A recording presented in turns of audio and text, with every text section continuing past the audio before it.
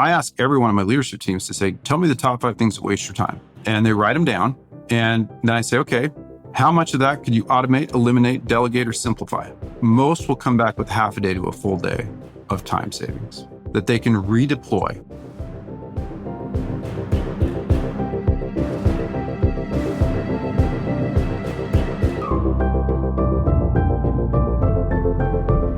That's Rob Monson. He's the founder of Tenfold Advisors, where he helps mid-market CEOs rapidly scale their businesses and become more focused leaders. Rob's also gained a huge following on TikTok, of all places, where he's known as Tenfold Biz Coach for sharing direct and actionable insights that anyone can use to become A players. So you'll learn 1, the hard truth many leaders don't want to accept. 2, what A players do differently from the rest. And 3, the simple trick to get a day back every week. And if you want a quick summary write-up of the actionable takeaways that Rob shared, I recommend you sign up for the free Gold Nugget email newsletter found at awesomeatyourjob.com. I'm Pete Makaitis. This is How to Be Awesome at Your Job. And now, here's Rob.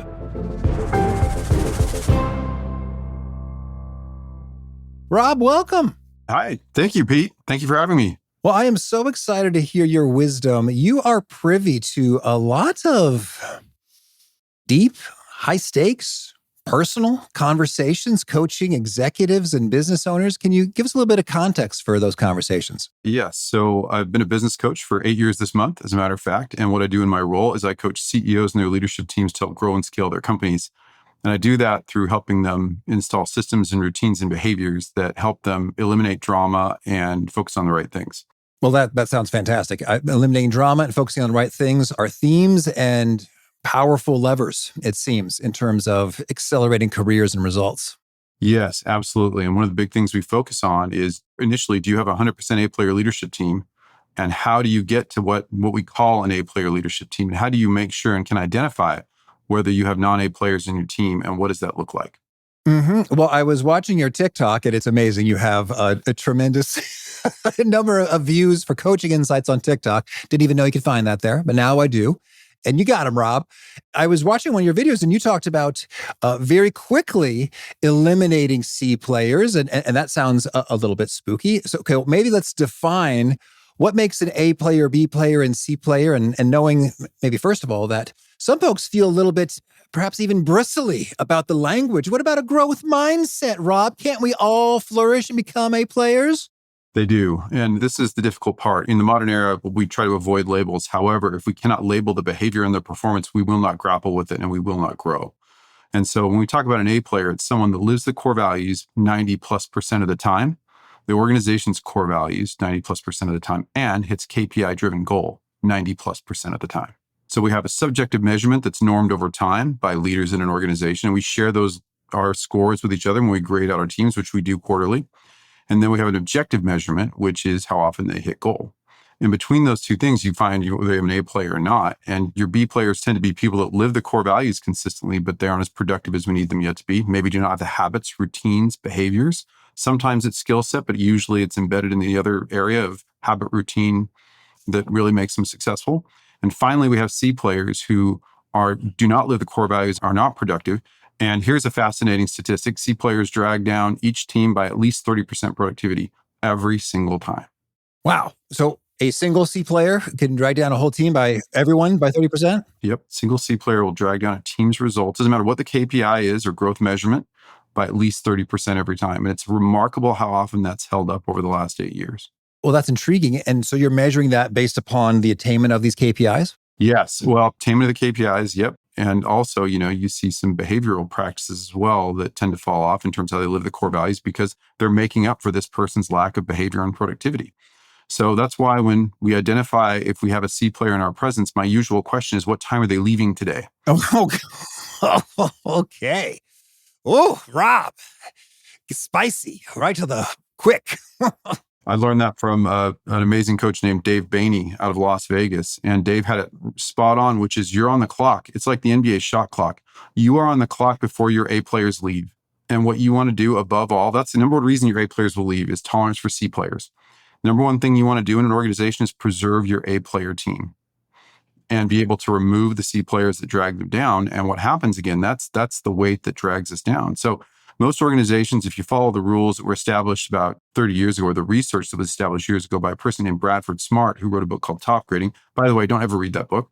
It's a really rough book, but the concept's great. And in top grading, the logic and philosophy is that about 25% of your organization will be C players.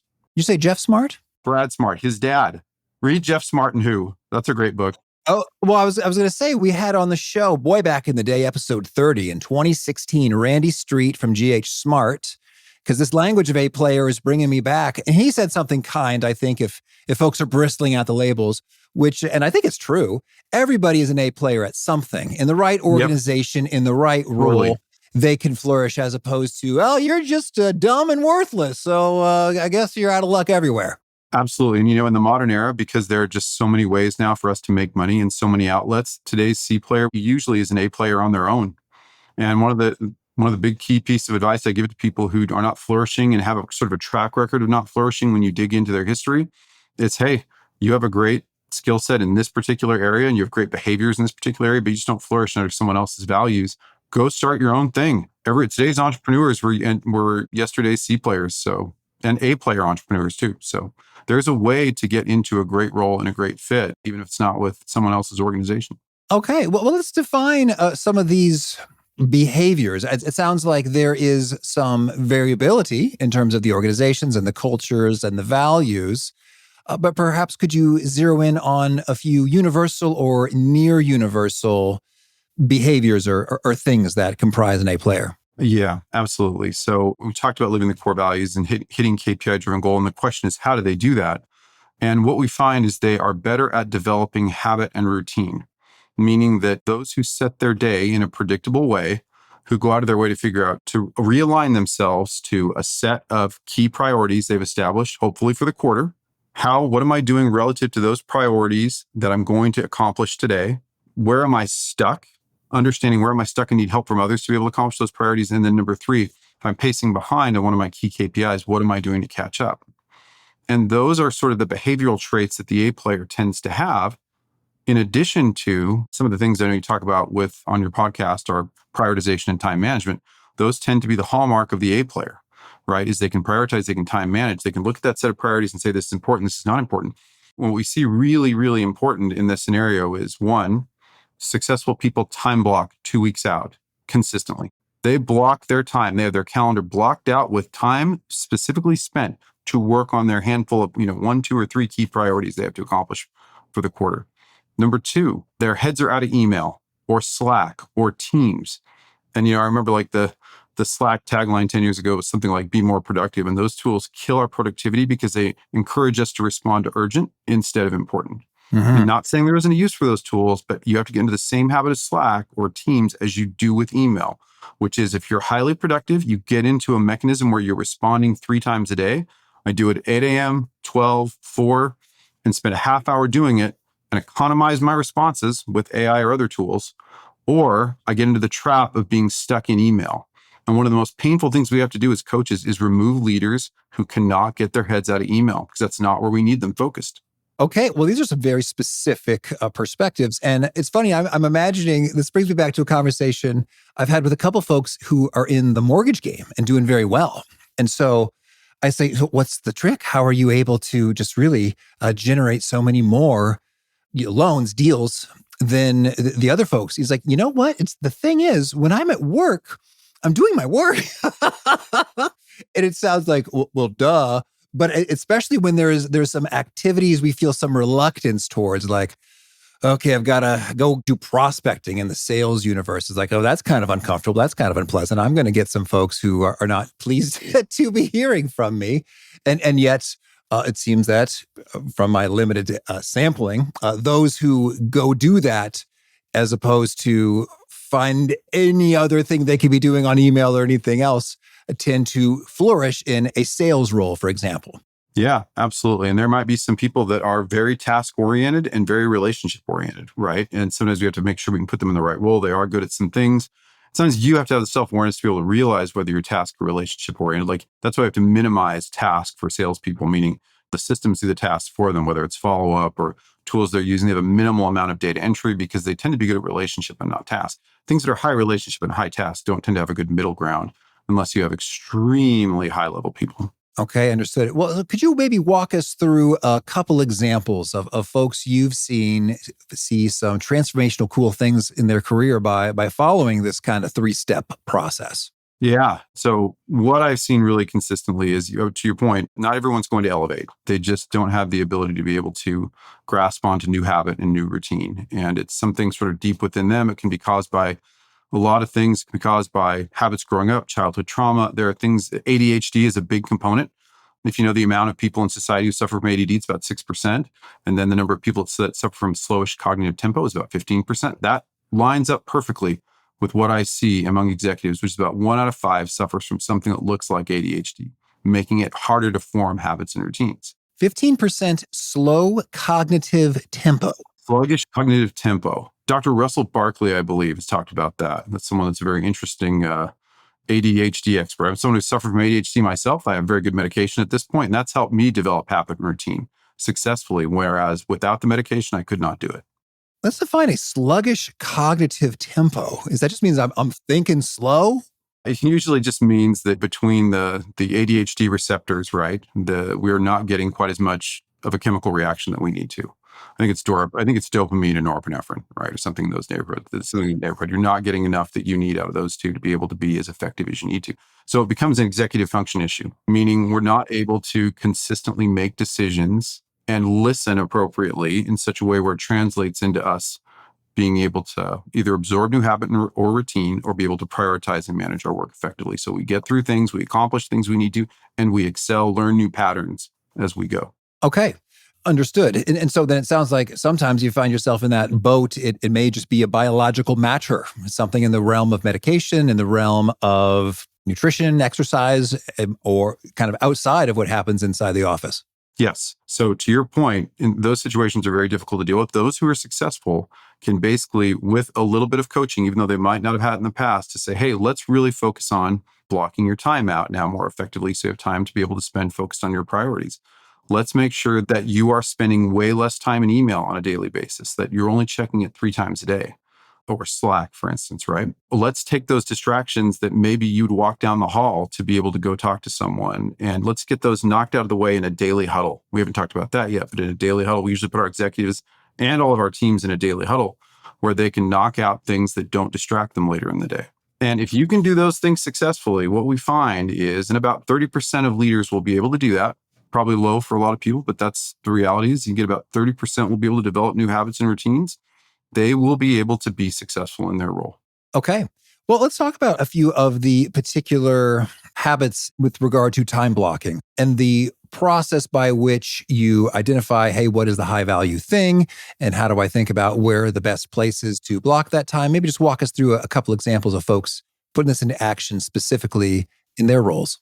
Sure. So the most successful way this starts, by the way, is at a higher level than maybe all of us start with as even leaders or even doers in an organization. It starts with the leadership team coming up with a set of priorities.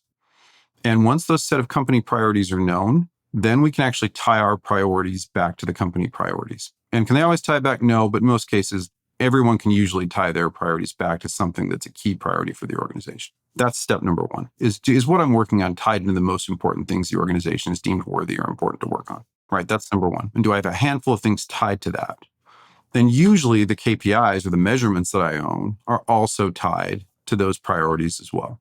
Not always, but most of the time. So it's am I devoting a portion of my week to making sure that I accomplish those priorities and the tasks related to them, rather than getting distracted by something that comes up like an emergency. Because the job isn't to do the job, by the way. The job is to do the job better. And that's where most people fall off into non-A player land. Expand on this notion. The job is not to do the job. In a scaling company, we want A players. And what I mean by that is we want to grow the A player percentage inside the organization. And the percent of A players is something that each leader is measured on. And again, that's the person that lives core values, its KPI-driven goal. And what we want, and we pay for this as well, we'd rather have 1 great person than 3 average people. And we'll pay that 1 great person 2 times their average salary and still win. And when we do that, what we expect out of that role is they will not just come in and sit in the seat and do the job. They will actually excel with the job. They will be better than the role. They will wipe out portions of the role that are inefficient and ineffective. And these are things that are very clearly set as expectations up in the hiring process. Okay, well, could you walk us through a story of an individual who wasn't doing the things, then turned around to and started doing exactly that? Yes. So I had a member of a leadership team, and this is someone who had struggled previously before I became the coach of the organization, had struggled by getting distracted by the wrong things. With her, it was, hey, we're going to be focused on things that are emergencies or things that are popping up throughout the day. And this person was not doing what they needed to do to actually systematically work through how do I make sure this emergency never happens again? And what that meant was and because they weren't accomplishing their priorities, which were directly tied to being able to eliminate those emergencies that popped up consistently, they just kept running into the same issue again and again. Once this person adopted a time blocking routine, and by the way, was she immediately better at all aspects of time blocking? No. She gradually worked up to it. She blocked out a day, a week and a half, and up to 2 weeks.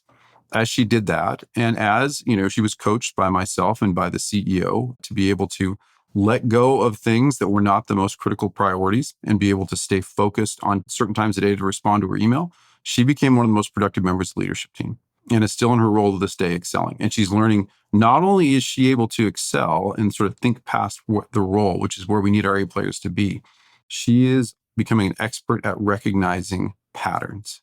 And that skill of pattern recognition is something that is built up over time by focusing on the most critical things. Understood.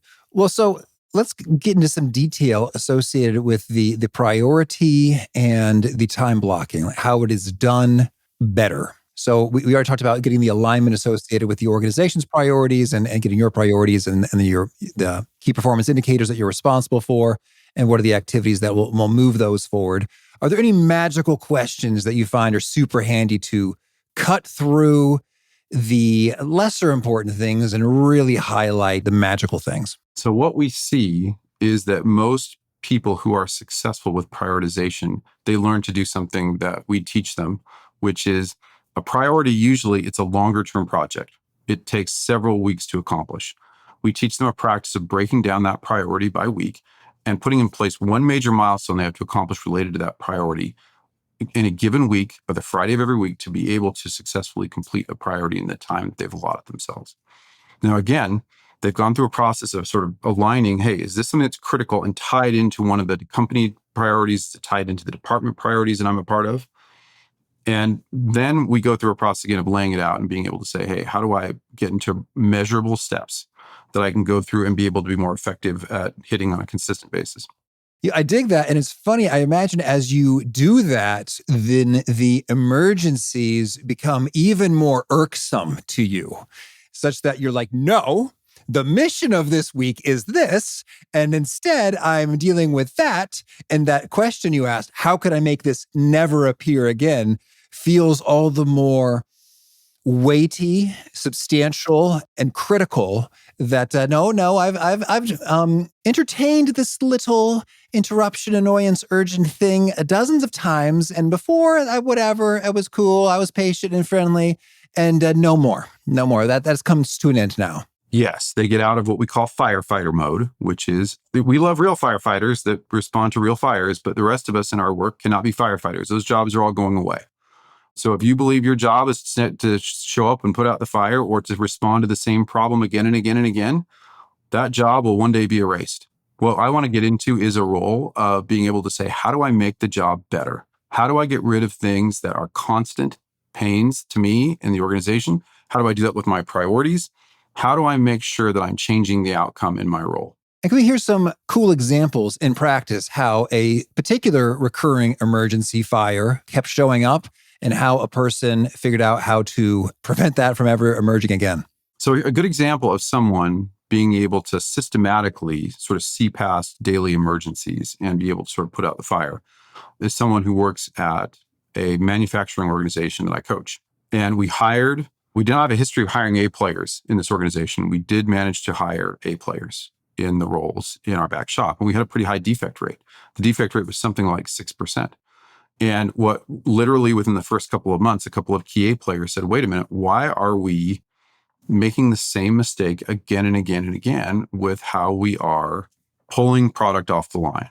Why don't we, in fact, change the process of how we're doing that so that in this particular case, it's a facade that we manufacture for buildings so that it cures in a different spot than it did previously? And this is something that no one had ever thought of. They just kept doing what they were doing. right? Meaning they just sort of kept wallowing in it. Hey, it was really painful. We have a defect rate. And rework costs companies so much money, we don't even realize it. And this was creating a very unprofitable entity, by the way. And once they realized that, and we were the other A players in that role, not number one, those people were thrilled and happy because they never didn't feel like they were failing every day. Number two, that organization's profit went up about 8,000% the following year. Oh, 8,000. Okay. It literally went up 8,000%. That's the craziest thing. Yep. That might be one of the crazier stories of all time, but you get your defect rate low enough. And it can just be, that's the stuff that's shooting ourselves in the foot. Everyone thinks they're going to grow because of demand or competition. It's all just stopping you from shooting yourself in the foot. Well, this is bringing me back memories. I had a consulting project at one of the world's largest cookie manufacturing plants. And it's wild, yes, especially in a manufacturing world in which if margins are slim and competition is fierce, and it often is, then yes, a meaningful change of the defect rate is huge. And it's funny, and now I'm thinking about, there's so many things that we just kind of accept or put up with as normal, how it is. And it takes sort of an extra level of acuity, awareness to say, no, time out. That's not acceptable. And so how do you develop a little bit of that wise sensibility to recognize this is a reality of which that humanity must deal with, as opposed to, no, that's jacked up and we got to fix that pronto. Right. So you touch on something that's very, very critical. By the way, there's a great website called The Systems Thinker, which is very useful and talks about people that are more predisposed to linear thinking versus systems thinking. And systems thinking people tend to be able to see patterns in things. So one of the key things that I will ask when I start coaching an organization is, what are some basic things that you've seen over the last several weeks or months that aren't good, that you would like to change? Right? It sounds really, really basic. And again, a lot of organizations are poorly managed, most are, and nobody asks sometimes. Last time, nothing happened. I was ignored. You bit my head off. I'm just going to keep quiet here. Yeah. The number one thing we deal with are dysfunctional leadership teams, right? And that creates that lack of psychological safety. And so, or you might have a manager that's below leadership team that still creates that lack of psychological safety and people don't feel comfortable doing that. But hey, it's just, what would you change? If you could, what would you get rid of that wastes your time, that would actually help you have a more high level job, to be able to get you promoted in the future if you could spend more time on this? Those are the basic things that help people realize annoying tasks that waste their time. I ask every one of my leadership teams to say, tell me the top 5 things that waste your time. And they write them down. And then I say, okay, how much of that could you automate, eliminate, delegate, or simplify? Most will come back with half a day to a full day of time savings that they can redeploy. Per week, per month? Per week. Okay. It is a per week savings in time when they go through that process. Because again, we just don't proactively in a lot of cases, or the organization hasn't created psychological safety enough to make it a practice to routinely think about how do you economize time spent on low-level tasks. I love that. Can you give us a couple examples of here's a time waster we identified and how we busted it? A couple of critical things. So I have an example of a COO, for instance, who was struggling with time management. And I asked him to write down what are the top 5 things that waste your time. He did. And one of the most compelling things that came out of it was that none of the list were very compelling at all. And I said, how many of those could be delegated? And guess what his response was? All of them. All of them. Yep, every single one of them. And that's usually kind of what you find out of that process is there are a lot of low-level tasks. It can be the time you spend pulling reports where you can't get to transactional data fast enough. It can be the time spent chasing the problems caused by your B and C players that are creating in the business, right? People, because they have a fear of letting go, are holding on to that are very low-level tasks, sometimes in very high leadership positions.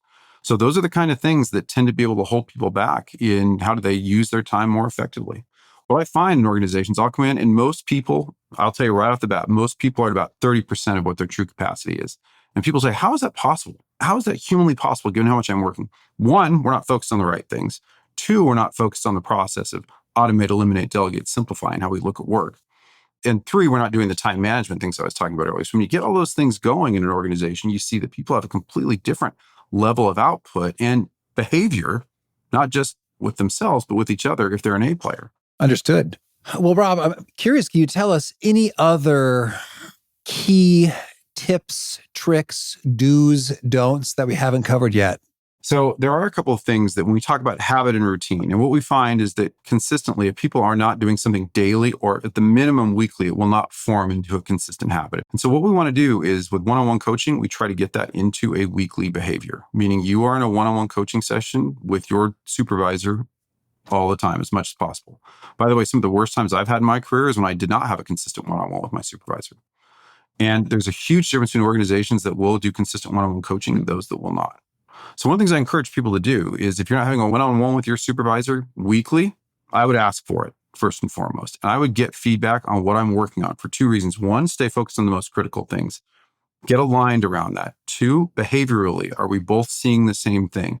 How are you growing? Where do you need help and support?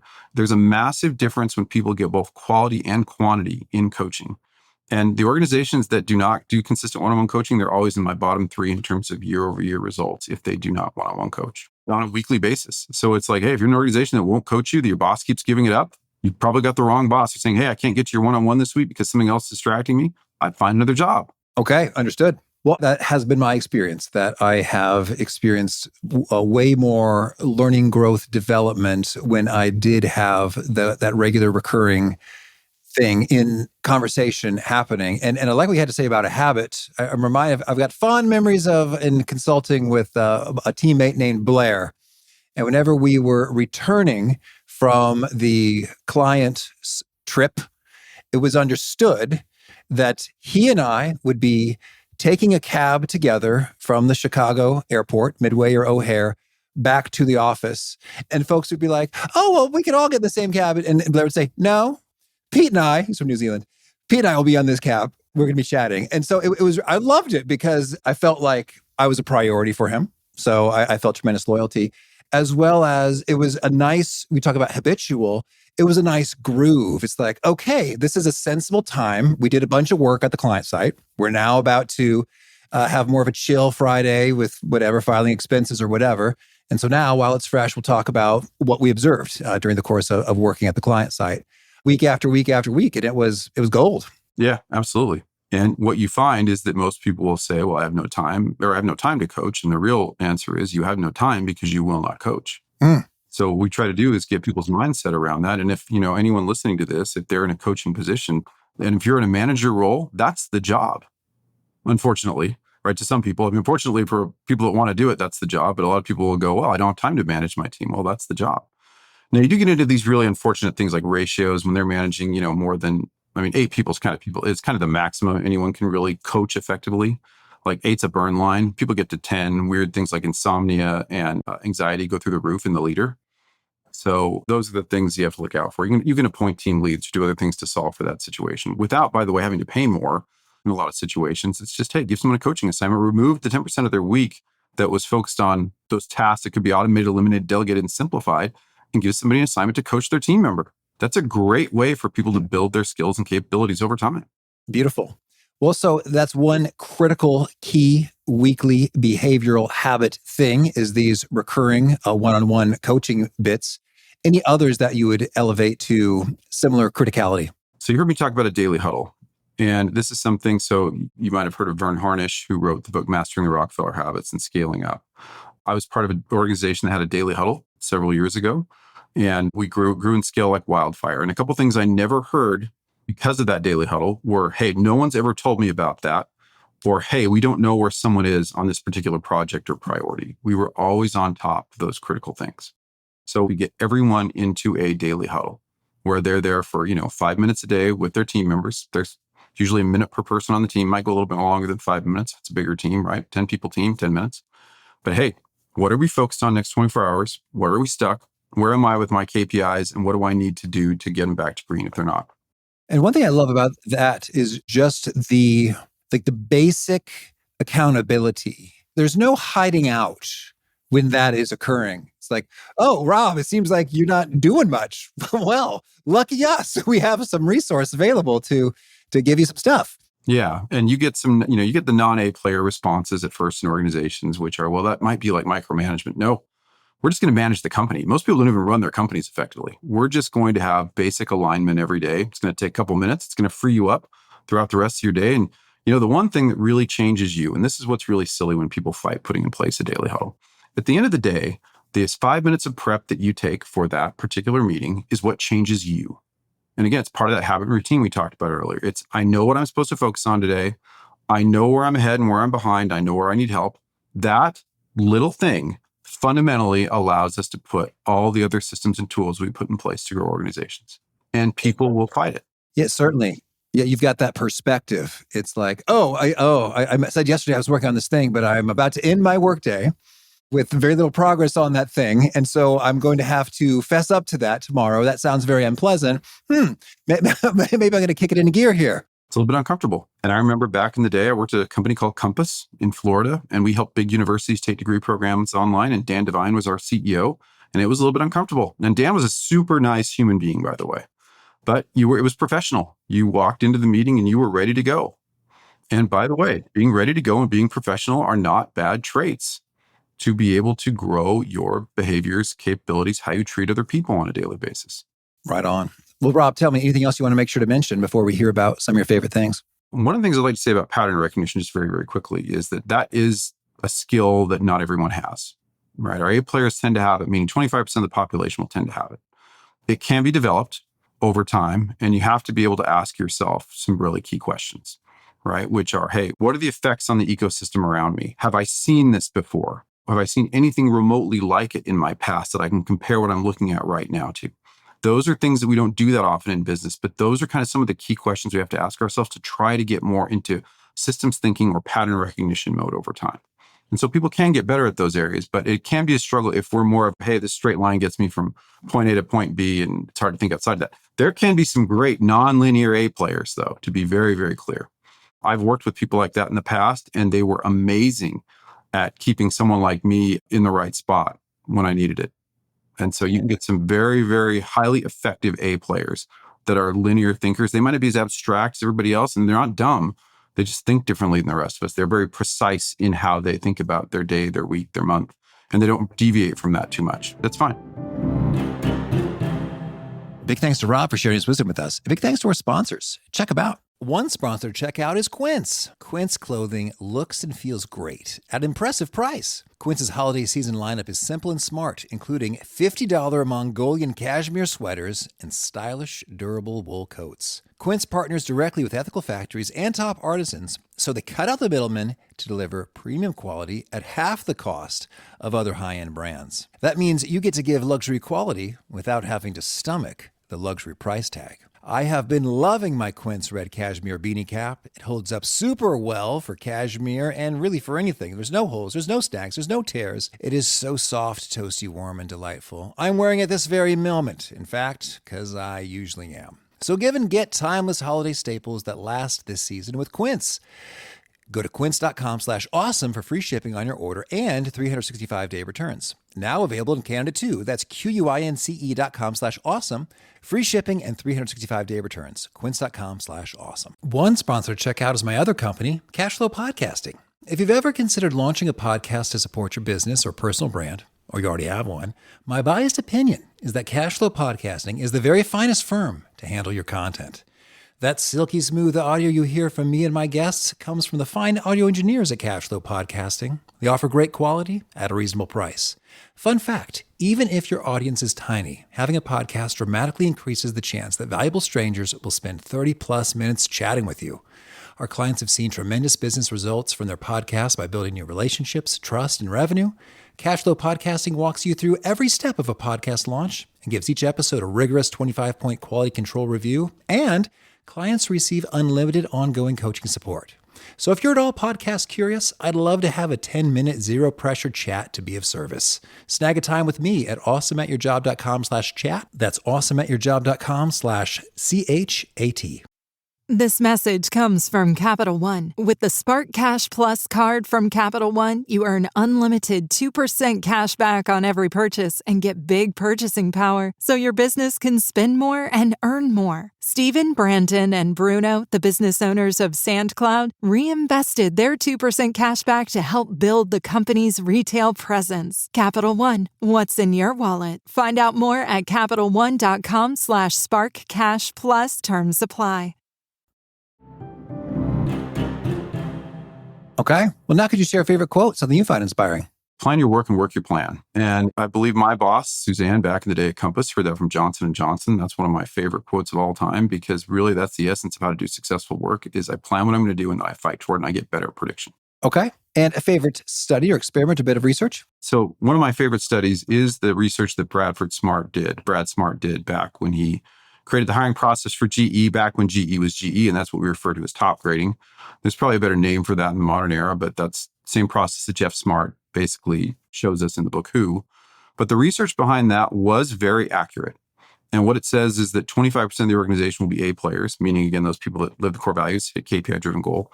50% will be Bs, and 25% will be Cs. And the crazy thing about that, when you actually tie it into everything else we talked about today, is that you could have 25% of your organization walk out the door tomorrow that were C players, and your happiness and productivity would actually go up.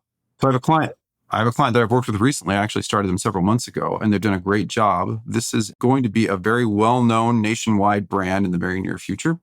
And they realized very quickly, the CEO realized they had people that were not living the core values and were not productive in their midst. And they quickly changed that outcome. They did try to coach up. That didn't work. So they quickly removed those who would not elevate. And guess what? Everyone's happiness has gone up dramatically. The organization is now going towards goals. Here's the number one thing. The A players have not left. And that's what we want more of. Okay. And a favorite book?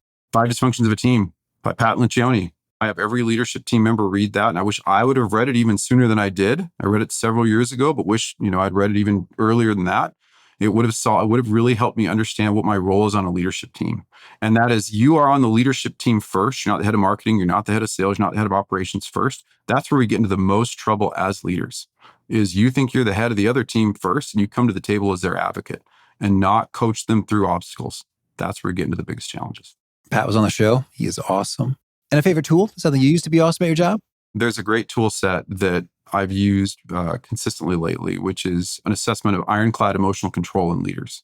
And one of the key behavioral characteristics we find in Sam Walker's book, The Captain's Class, is that leaders on sort of dynasty, very successful sports teams had some very similar characteristics. And one of them was ironclad emotional control. And what we do is I give them a really quick 12-question assessment to see where they are with their own ironclad emotional control. And that's created, not only in myself, but in my team, some of the greatest improvements in self-awareness that you'll see as leaders. So that's definitely been a favorite. Multipliers assessment is also a favorite tool, by the way, if we're talking about team members. I don't know if anyone's talked about that in the past. Liz Wiseman, multipliers. Oh, yeah, she's on the show. Liz Wiseman, yep, the multiplier assessment. There are some quirks with it. There are some questions that I would word completely differently, but it is the fastest dose of self-awareness that you'll put a leader through. And it's pretty cool when they realize that, how much did a previous leader multiply out of me and how much did one that was diminishing get out of me? And if they realize they want to be like the one that multiplied more out of them, it's a pretty fast change for those that are willing to do it. All right. And a favorite habit? My favorite habit is I get up, I look at everything I have to do that day, and I say, what is the one thing I'm doing tied into my top 3 priorities for this quarter? And make sure that I have time, energy, and effort focused on those things. Okay. And is there a key nugget you share that really seems to connect and resonate with folks? They're retweeting and commenting up a storm on TikTok, et cetera. Yeah. So yes, there are some things that resonate. And sometimes, again, it's that things resonate because they defy conventional wisdom. And one of the things that defies conventional wisdom is to be able to remove your C players immediately. So for 8 years, in dealing with 35 plus, almost 40 CEOs, I have not in 8 years ever heard the phrase, I should have held on to that C player longer. Okay. And what that means is so mid-market CEO problem is way different, by the way. I mostly deal with mid-market CEOs, way different than the big bad CEO problem that a lot of us, we might have an impression of in our mind. We have a lot of really, really well-intended mid-market CEOs that are members of EO, YPO. By the way, great tip for your audience. If you want to find organizations that want to find A players, look for organizations that are in your local EO or YPO chapter. The CEOs are in that. Those that are in peer learning groups are usually way more self-aware and open to A player hiring, paying more for the right person in the right role than others that will not. All right. And if folks want to learn more or get in touch, where would you point them? One, they can follow me on TikTok, Rob Monson 12. Two, they can find me on tenfoldadvisors.com. That's my website as well. So if they're interested in learning anything more about what I do, that's where they would go. Okay. And do you have a final challenge or call to action for folks looking to be awesome at their jobs? The one challenge I would leave everybody with is the email challenge, which is find a way to get yourself out of email or Slack. Really try to set a habit and routine. That's the fastest and easiest one. It's, hey, you know what? I'm going to respond. I'm going to get in here 3 times a day rather than have the dopamine hit of doing it all day long so that you can spend more time focusing on more critical things. All right. Rob, thank you. Thank you. I appreciate the time and getting to know you and hope that was helpful.